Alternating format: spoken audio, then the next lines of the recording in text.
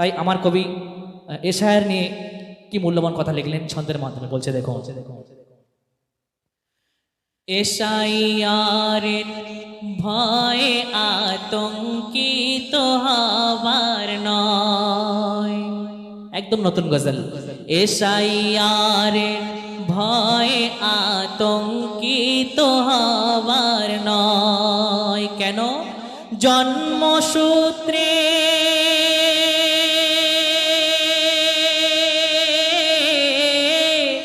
জন্মসূত্রে ভারতবাসী এটাই পরিচয়।